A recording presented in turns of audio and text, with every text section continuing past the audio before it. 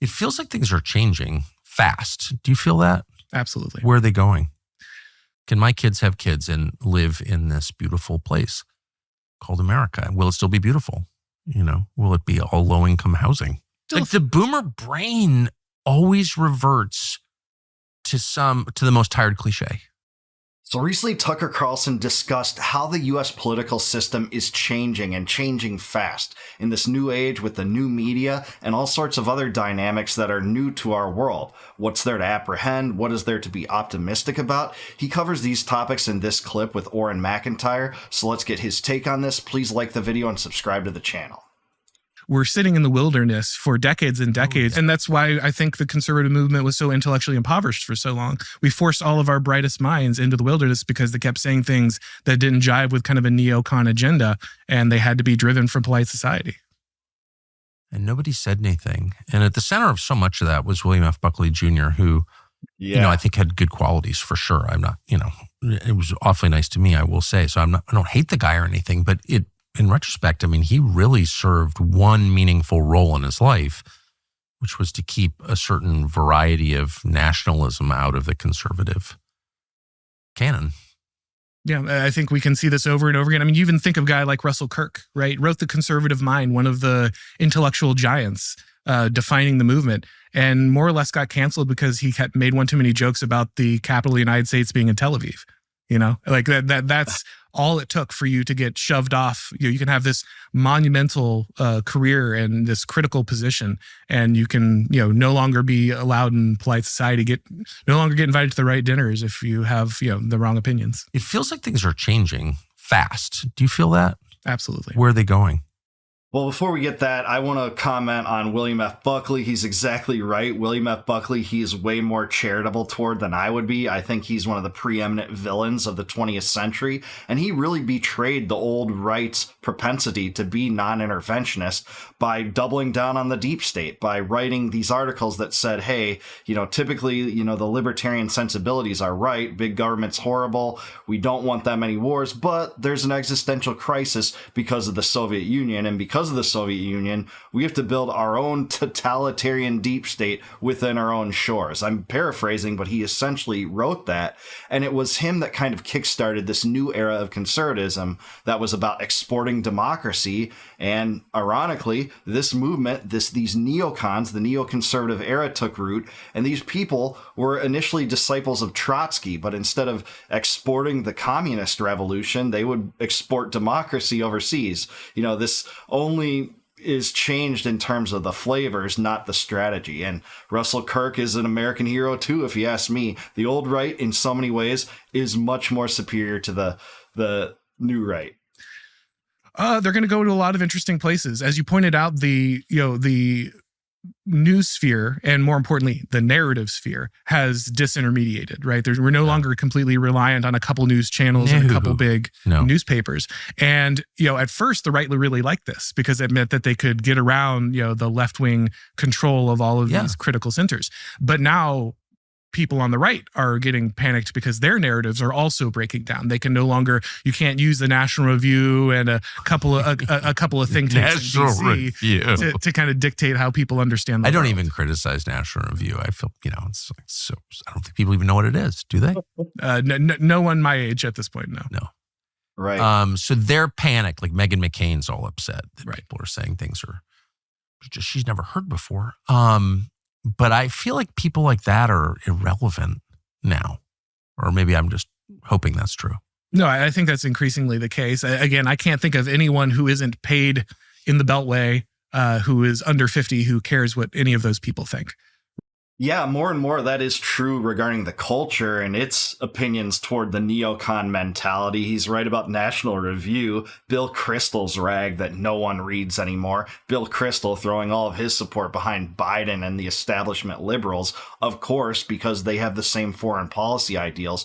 But they're right. This hasn't manifested in politics yet because despite Trump's good rhetoric raking neocons over the coals, he sure has allowed their influence into his administration in the form of Mark Marco Rubio and Keith Kellogg and Mike Huckabee and for a time Mike Waltz. So we are seeing some of those propensities play out, but it is a dying mentality. Let's hope it keeps dying throughout the next years with the rise of the independent media, which does seem to be happening in tandem with that dynamic. Right. And so I think we're really going through a generational switch. I think the tail end of the boomer generation is still very much tied to the conservative institutions. They've had that, cultural foxhole mentality for a long time, and they see those people as their champions.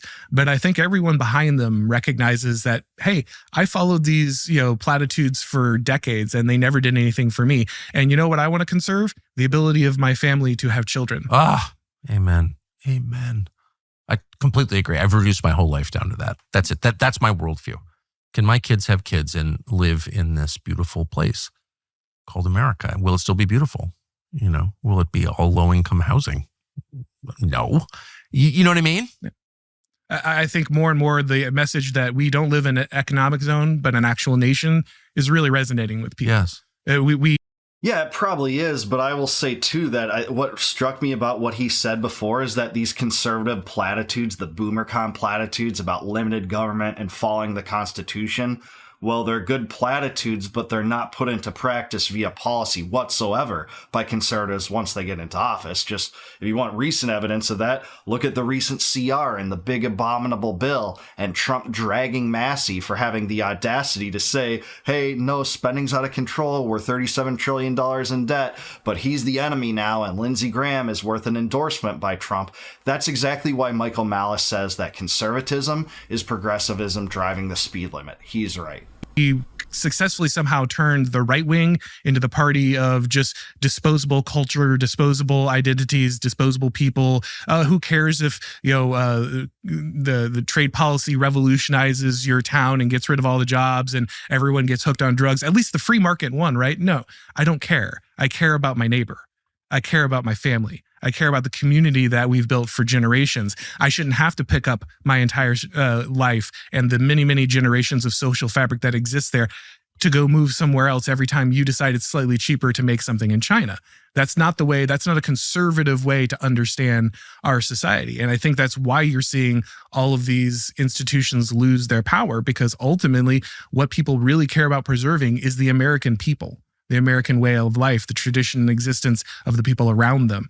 Yeah, faith, family, and your homeland. These are classic values that are shared by a lot of Americans that, are superlative. They're superior. They're in higher standing than other considerations, even economic considerations. We are seeing that. I think it's more because of, the regulatory environment and other schemes to distribute wealth from us toward them, compared to free trade, which hasn't taken place. We have a very protective system with tariffs on top of the progressive income tax. We have property taxes. We have a strict regulatory environment around telecom and food and, pharma and the military industrial complex, that those are impediments to flourishing, not free trade, which certainly, hasn't taken root. My job would be done if there was free trade in America right now.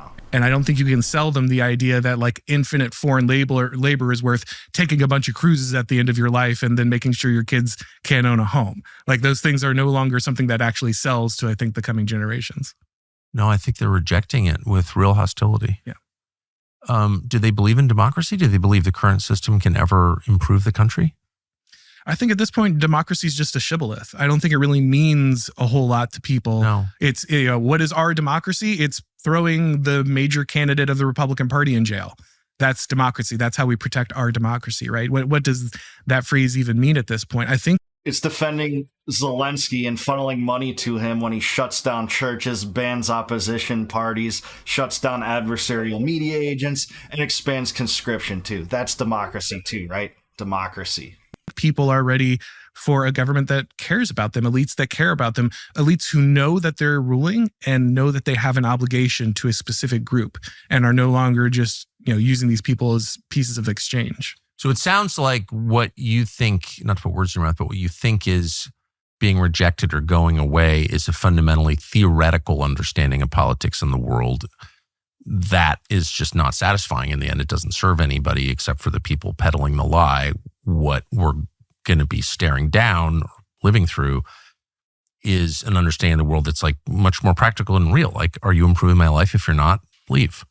Yeah. Again, this is where we understand that the foundation of politics is really patronage.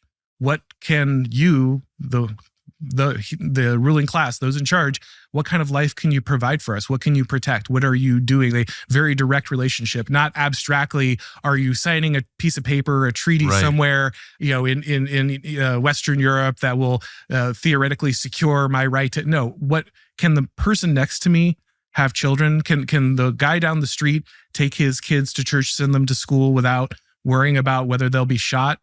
Is that an option? Because that matters to me way more than the idea that you're defending democracy in Ukraine. Exactly. Certainly does. And this whole notion of democracy being this sacramental system, when it really is just 2 wolves and a lamb voting on what's for dinner, it's majoritarian tyranny. It's overriding individual rights in many respects through majority votes. That's what happens often in Congress. And yeah, we do have some form of oligarchy that emerges that is contrary to what, the ideal vision of a direct democracy under Rousseauian context or something like that. But at the same time, they sure do use majority rule votes to, usher in these new waves of tyranny. It's not majority rule votes that moralize anything. The quality that moralizes something is voluntarism. It's lack of coercion. It's 2 people cooperating, which they would do without the force of government on their backs to stop it. That's why wars would be lessened, because in a system where the government wasn't so imposing and wasn't so superlative and total and totalitarian, because there isn't much benefit in people that would otherwise trade with each other to go to war with each other. And that's just one microcosm of this issue. But it was interesting. I remember watching Biden, who obviously was, an elderly man who didn't have his full faculties and all that. But I still detected like sincerity on his face when he talked about Zelensky and his heroism and how he was Churchill and this is the fight of our lives. Democracy once again triumphs over darkness. Like he really seemed to mean it. I thought that was real. Like the emotion coming out. Do you remember any of these pressers? I still like the boomer brain always reverts to the most tired cliche. Well, it sure does. 6 feet rule. You had masks are going to stop COVID, 2 weeks to slow the spread. The Biden laptop story is fake news. We had defend democracy in Ukraine. Israel has a right to defend itself. How many more can you name? Just put them down below. But we've seen it all. This is BoomerCon mentality. Not all boomers are like this. I know older people watch this channel, so I don't want to shove them all underneath a bus here. But we've all seen this tired and true propaganda that people are starting to see through now, I believe. I believe there is an awakening. I don't think the neocons are dead yet. Their influence remains in both parties and in this administration right now. Otherwise, we wouldn't have renewed bombing in Yemen, started a war for Israel in Iran, and continued to funnel money to Zelensky. We just wouldn't. We wouldn't have ramped up the bombing in Somalia either, which, by the way, no one seems to be talking about. So that influence remains, but it is dying in the culture. And they were right to talk about Russell Kirk and William F. Buckley, 2 people that were at odds with each other over the direction of the right in the middle of the 20th century. Ultimately, Buckley's brand won out, and it's to the complete hideous ramifications in America that happened, that the old right died out. It used to be full of heroes like Robert Taft, who didn't want to get involved in overseas wars, including Korea, because he thought they were nonsense and they didn't pay dividends for the American people. And guess what? I think he was right. But if you want a good book about this, about how the old right was betrayed, Murray Rothbard, the great libertarian historian and economist, wrote a book called The Betrayal of the American Right. I couldn't recommend that more. Lots of things that you read there are so prescient and prophetic to what we're seeing play out now. Now there's been a little bit shift back to the populist side, back to the more nativist side, more America First side, which I think is a better brand for the right. Even though I'm not part of the right, I have disdain for a lot of the right's program, especially when it comes to stuff like the drug war and the tariffs and things like that. And tariffs are another thing that the right used to oppose in lieu and in substitute with free trade, which again doesn't seem to be really the case when there's a gargantuan regulatory apparatus, protectionist tariffs on top of all of our other taxes, and all sorts of other impediments to starting businesses, occupational licensure, etc. But I'm glad these two talked about this. We are seeing some of these changes. Another one I'll call out is the shifting sensibilities on younger parts of the right in regard to Israel. You know, it isn't just an Israel first mentality among younger conservatives, even among Trump's base. At Turning Point USA, we saw that. The reactions to Dave Smith and Tucker Carlson were palpable on that. They're not just buying hook, line, and sinker, whatever Netanyahu wants to do, not only in Iran, but in Gaza. I think that's a positive thing, too. But what are you noticing? Let me know down below. How are you noticing that politics are shifting? Do you like the new brand for the right more than the neocon brand? How do you think the Democrats will react to this? And what is the influence of the new media? Is that important or not? Let me know in the comments below. Like the video, subscribe to the channel, also subscribe to Tucker. Please consider becoming a member also of my YouTube channel. If you click the join button below, you can help support my channel. And as thanks for that, I'll give you access to all my videos before they go live on YouTube. And until I see you guys next time, no more war, no more debt, no more inflation, and no more empire. Peace out, guys. Catch you in the next one.